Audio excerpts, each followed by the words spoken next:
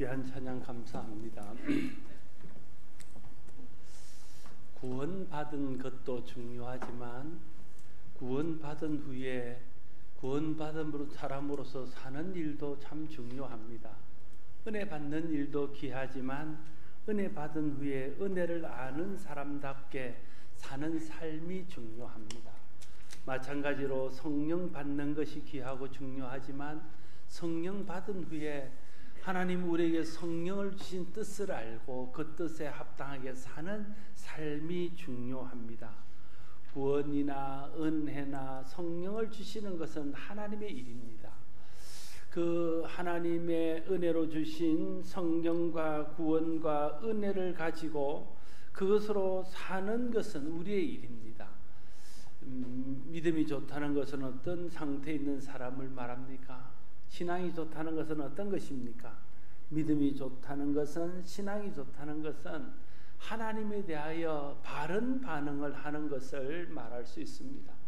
구원의 은혜를 베풀어 주시고 성령으로 우리를 충만케 하셨으면 하나님이 행하신 그 일에 대해서 긍정적으로 좋게 반응하는 것이죠. 좋게 반응한다는 것은 믿음으로 반응하는 것입니다. 믿음을 따라 하나님의 말씀과 하나님이 행하신 일들에 반응하는 것이죠. 감사로 반응하는 것입니다. 또한 하나님 앞에 순종으로 반응하는 것이 믿음이 좋은 사람입니다. 신앙이 좋다는 것은 겉으로 드러나는 어떤 화려한 것이나 우리의 직분이나 우리의 사역을 가지고 말할 수도 있겠지만, 그러나 진짜 신앙이 좋다는 것은 하나님 앞에 믿음으로 감사로 순종으로 반응하는 삶을 살 때 그 사람이 진정으로 믿음이 좋은 사람이라고 말할 수 있을 것입니다. 구원은 하나님의 일이지만 구원받은 후의 삶은 우리의 일입니다. 은혜 베푸시는 일은 하나님의 일이지만 은혜 받은 사람으로서 사는 것은 우리의 몫입니다. 성령을 보내주시는 일은 하나님의 일이지만 성령 받은 자로 성령의 인도하심을 따라 사는 것은 우리의 일입니다. 하나님은 하나님의 일을 하십니다. 우리는 그러므로 우리의 일을 해야 합니다. 많은 경우에 우리의 신앙이 하나님의 하신 일에 머물러 있을 때가 많습니다. 구원받은 것으로 만족하고 구원받은 것을 자랑하지만 구원받은 자로서의 삶을 책임있게 살아가는 일에는 힘쓰지 않을 때가 많습니다. 은혜 받은 것을 감사하기도 하고 은혜 받은 것에 만족하며 자랑하기도 하지만 은혜를 아는 사람답게 사는 일에는 은혜 받는 만큼 열심히 있지 않을 때가 많습니다. 성령 받은 것으로 만족하고 성령 받은 것을 자랑하지만 하나님이 내게 성령을 주셔서 하고자 하시는 일에 순종하는 일에 열심을 내지 못할 때가 많습니다. 그러니까 하나님이 하신 일에 우리의 신앙이 머물러 있을 때가 많다는 것입니다. 구원받았으면 이제 구원받은 자답게 살아야 됩니다. 은혜를 받았으면 은혜를 아는 사람답게 살아야 됩니다. 성령을 받았으면 성령 주신 뜻을 따라서 살아야 됩니다. 그것이 믿음으로 사는 것이고 그것이 성도의 바른 삶이라 할 것입니다. 성령 강림주의를 지낸 후에 우리의 관심은 무엇이어야 할까요? 성령 받은 우리가 그러면 어떻게 살아야 될까? 거기에 우리의 관심이 있어야 되지 않겠습니까? 그렇지 않으면 성령 강림주일은 그저 2000년 전에 교회에 성령이 임한 것을 기념하는 기념일 정도로 그치고 말 것입니다. 그러나 성령 강림주일을 지나고 난 후에 우리에게 성령을 주신 하나님 뜻을 깨닫고 성령 받은 내가 어떻게 살아야 될지를 생각하고 그 뜻을 따라 살게 될 때에 성령 강림일은 오늘도 여전히 우리에게 유효하고 살아있어 역사하시는 성령 강림절이 될 것입니다. 성령 강림 후 어떻게 살아야 될지에 대해서 좀 몇 주간 말씀을 나누려고 합니다. 그를 위해서는 먼저 성령 강림 이후에 교회들과 제자들의 행보를 좀 살펴보는 것이 중요합니다. 예수님께서 약속하신 성령은 오순절날 교회와 제자들에게 임했습니다. 그래서 종종 오순절과 성령 강림주를 같은 것으로 사용하는 사람들이 있습니다. 그러나 오순절과 성령 강림절은 같은 건 아닙니다. 오순절날 성령이 강림한 것입니다. 오순절은 이스라엘의 3대 절기 중에 한 날입니다. 이스라엘 백성에게는 중요하게 여기는 여러 가지 절기들인데 그 중에 특별히 중요한 3대 절기가 있습니다. 우리가 잘 아는 대로 첫 번째는 출애굽과 애굽에서의 구원을 기념하고 감사하는 유월절이 있고, 보리나 밀과 같은 것들을 수확하고 하나님 앞에 감사하는 오순절 혹은 칠칠절 혹은 맥추절이라 부르는 그런 절기가 있습니다.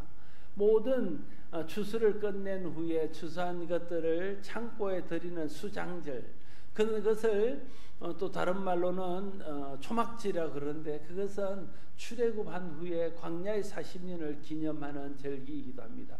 이 세 절기, 유월절, 오순절, 초막절, 이것을 유대인의 3대 절기라고 부릅니다.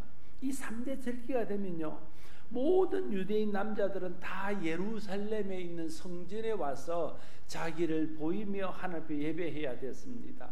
그것은 유대 안에 사는 사람들뿐 아니라 흩어져 있는 유대인들도 이 3대 절기 때는 반드시 예루살렘에 와서 하나님 앞에 예배를 드려야 했습니다. 이 3대 절기 중에 한 날인 오순절날 성령이 임했습니다. 왜 하필이면 하나님께서 오순절날 성령을 부어주셨을까요? 거기에는 하나님의 특별한 계획이 있습니다. 말씀드렸듯이 3대 절기가 되면 모든 유대인들이 예루살렘에 모입니다. 외국에 흩어져 있던 사람들까지 다 예루살렘에 와서 하나님 앞에 제사드리게 됩니다. 이날에 성령을 보낸 것은 그렇게 모인 모든 사람들에게 예수 그리스도의 복음을 전파하라고 오순절날 성령을 보내주셨던 것입니다. 예수님께서 십자가를 지신 날은 3대 절기 중에 하나는 유월절이었습니다. 물론 예수님이 유월절 어린 양으로 십자가를 지는 것이라는 것을 보여주기 위한 신학적인 의미도 거기에 들어있습니다. 그러나 또 다른 의미는 유월절이 모든 유대인들이 다 모이는 절기이기 때문에 그때 예루살렘에 가서 십자가를 지심으로 예수님의 십자가를 모든 사람들이 목격하고 모든 사람들이 알 수 있도록 하기 위해서 예수님이 유월절날 십자가를 지셨습니다. 오순절 절기에 성령이 임한 것도 유월절에 예수님이 십자가를 목격하고 예수님의 십자가 지신 것을 소문으로 들은 많은 사람들에게 예수님의 십자가가 우리의 죄를 대신한 것이고, 십자가를 지신 후에 예수께서 부활하셔서 모든 사람의 주와 그리스도가 되셨다는 것을 그곳에 모인 사람들에게 증거하기 위해서 오순절날 성령이 임했던 것입니다. 그러니까 유월절을 통해서 예수님의 십자가를 목격했던 그 사람들이 50일 후에 다시 오순절날 예루살렘에 모였을 때 제자들에게 성령이 임해서 제자들이 그 성령의 능력을 가지고 너희가 십자가에 못 박았던 예수가 부활했노라고 부활의 복음을 전하고 그를 주와 그리스도가 되게 하셨나라고 그들에게 말해서 복음을 듣고 복음을 믿을 수 있도록 하기 위해서 오순절날 성령을 보내셨다 하는 것입니다. 이것은 성령 충만을 받은 제자들에게 첫 번째 나타난 현상이 방언을 말하게 한 것과 또한 관련이 있습니다. 4절 말씀에 보면 그들이 다 성령의 충만함을 받고 성령이 말하게 하심을 따라 다른 언어들로 말하기를 시작하니라 말하고 있습니다. 그 밑에 보면 각국에서 모였던 어디에서 온 사람들이었는지를 말하면서 그들이 자기 난곳의 언어로 그들이 전하는 복음을 들었다라고 기록하고 있습니다. 성령 강림 후에 성령 충만을 받은 모든 사람들이 다 다른 언어로 말하기를 시작했습니다. 성령의 능력으로 한 번도 배운 적이 없고 한 번도 말해보지 못했던 외국어가 자기 입에서 나왔다는 거예요. 로마 사람을 만나서 그 사람이 복음을 전할 때는 로마어로 복음을 전할 수 있게 되었습니다. 애굽에서 온 사람들, 애굽에서 나고 자라서 애굽말밖에 모르는 사람들 앞에 복음을 전할 때는 그들에게 애굽말로 복음이 전해지고 애굽말로 알아듣는 역사가 일어나게 되었다는 거예요. 왜 하나님께서는 많은 은사들 중에 또 많은 능력들 중에 하필이면 외국어를 말할 수 있는 능력을 그들에게 주셨을까요? 그것은 그곳에 모여있는 모든 사람들에게 일시에 동시다발적으로 복음을 전할 수 있도록 하기 위해서 외국어를 말하게 했다 하는 것입니다. 그러니까 오순절날 성령이 임한 것이나 방언을 주신 것이나 다 그 맥락이 같은 거예요. 모든 사람들에게 복음을 전하기 위해서, 모든 사람들이 복음을 들을 수 있도록 하기 위해서, 모든 사람들이 예수 그리스도의 십자가와 부활의 복음을 통해서 구원받게 하기 위해서 성령이 오순절날 임했고, 오순절에 임한 성령을 통해서 모든 사람들이 외국어를 말할 수 있게 되었다 하는 것입니다. 성령 충만 받은 성도가 한 첫 번째 일은 예수 그리스도의 십자가와 부활의 복음을 모든 사람들에게 전하는 것이 되었습니다. 모든 사람에게는 예수 그리스도의 복음이 필요합니다. 우리의 이웃과 우리의 민족 그리고 열방의 모든 민족이 다 복음을 들어야 됩니다. 복음을 듣고 회개하고 복음을 믿어야 죄와 영원한 죽음에서 구원받을 수 있기 때문에 그렇습니다. 그래서 예수님께서 공생애를 처음 시작하실 때에 누가복음 1장 15절에서 말씀하시기를 이르시되 때가 찼고 하나님 나라가 가까이 왔으니 회개하고 복음을 믿으라 하시더라 기록하고 있습니다.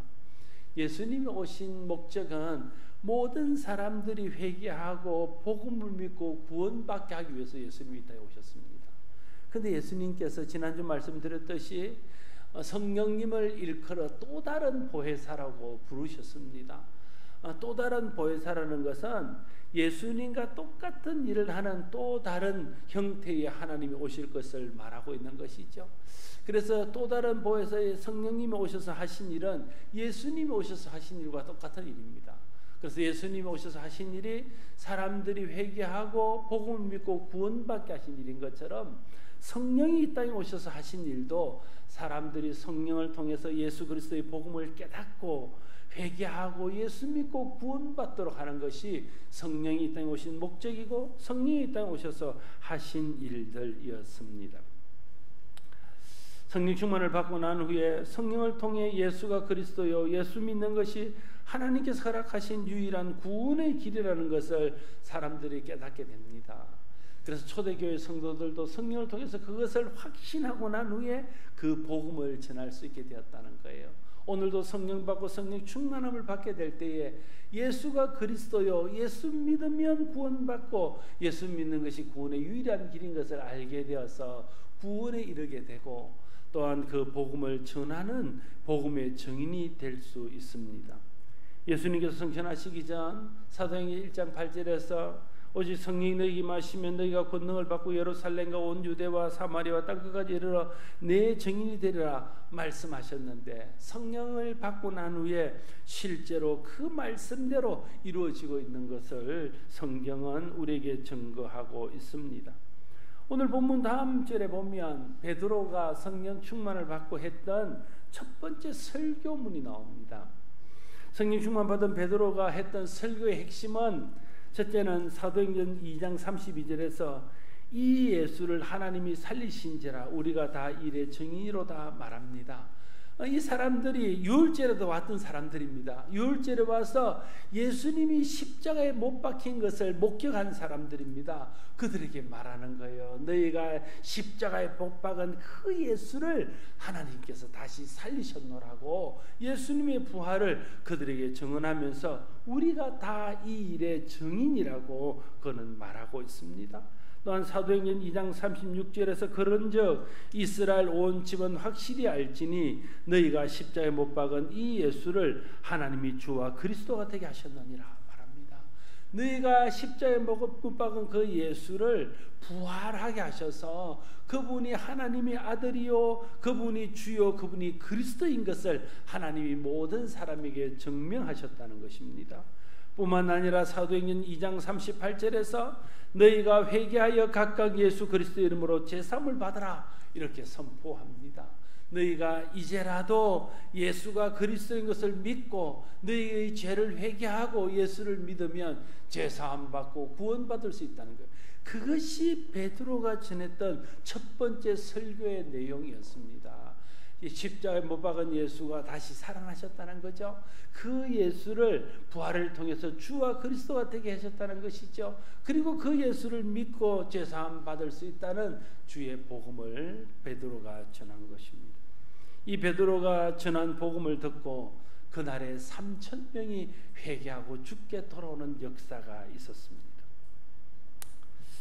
언제부턴가 우리 사회가 개인의 생활을 침해받는 것을 지나칠 만큼 불편해하는 사회가 되었습니다. 그래서 교회들마다 이제는 구역 예배를 드리고 목장 예배를 드리는 것이 좀 힘든 상태가 되었습니다.